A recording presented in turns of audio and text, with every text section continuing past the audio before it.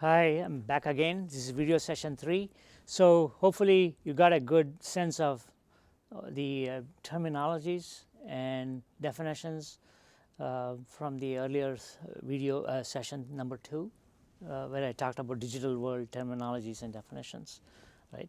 So now we are moving into sort of the heavy stuff, right? Digital business strategy framework seems like a mouthful, right? Let's dive right into it, right, and see what it is. Just to jog your memory, we are now on session 3. We are talking about the business strategy framework, right? So the next session would be on global business challenges and strategies. We're going to start touching on the global aspect, okay? So if you may recall, how did I define digital strategy? Basically, it's a creative application of digital technologies and data science in particular to plan and execute for continuous competitive advantage, right? So remember, we also talked about the digital advantage. So that digital advantage is part of your continuous competitive advantage, just to link the two together, for example. So digital strategy is always about thinking about customers and user experience first. That's where you start, right? So whether you are designing a new electric scooter or a new car or a new pen that is smart, right, or a new device that is smart, right, you always have to think about customer and user experiences first. That's where everything starts, right? And the second component of digital strategy is acting on real-time insights. It's not just enough to collect data from all of your different sources and say, what are you doing with them? Are you taking them, extracting insights out of them, and then applying it to strategic, tactical, and operational decisions, right? So that's really the second thing. You have to act on real-time insights. Only then you can actually say that you are actually pursuing a digital strategy. So the third thing is leveraging historical performance to inform and predict future performance. Can you recall what you did last Christmas, right? For example, during the same time period, right? What happened then? What are you trying to do now? How do you want to take this forward in terms of what kind of outcome do you want this time compared to what happened last time, right? So it's always very important to connect the dots back and see if there is any patterns that you want to look out for, right? It's not necessarily that everything has to be based on historical performance, but it gives you a very good sense of where you could actually end up in, right? So it's basically you're lowering your risk of your campaign not being successful and so on, right? So the biggest thing is that running a campaign today in marketing, especially when you're talking about millions of dollars, right, and even hundreds of thousands of dollars are matter, right? What the return is, right? Everybody's asking for an ROI. The reason being that in the world of digital, everything is measurable. Why am I not getting the ROI, right, on all these campaigns, right? It's a very difficult answer because a lot of the data is in many different places, and you have to aggregate them in one place in order to actually draw upon some insights, right? So and these historical performance is looking at historical performance is very important in order to give you some more context in the current decision making environment, right? So the fourth thing is capturing market opportunities as fast as possible, right, before your competition does. So you just discover that there is a new event in town, and then you are a beverage manufacturer, and you have marketing managers on the ground, right, on the field.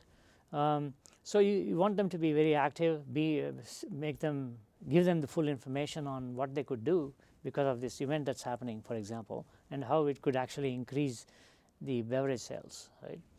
And that type of thinking is very essential, and it's based on real time. It's very dynamic, right? And at the same time, in many cases these events are planned, but there are also a lot of unplanned events that happen, right?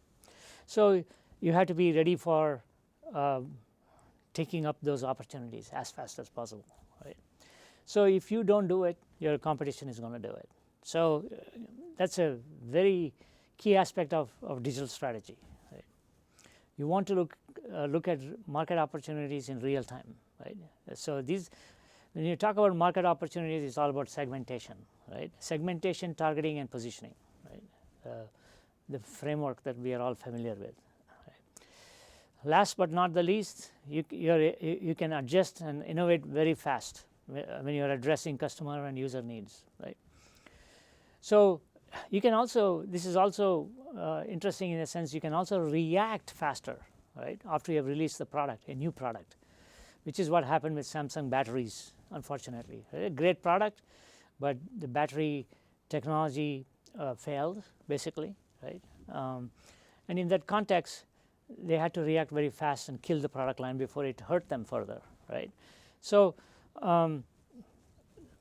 with the use of digital strategy, could something different have been done in that situation? Absolutely yes. There are many opportunities to actually leverage digital technologies to be warned earlier or preempt more people to actually start talking about a burnt battery as opposed to just one, right? So could have been stopped after the first, second, or the fifth case, if you will, right? So this is, I'm speaking in general. So that's really what digital strategy is. Your creative application of digital technologies and data science to basically plan and execute all your business activities and decisions. So we're going to dive into what is called as the business strategy framework.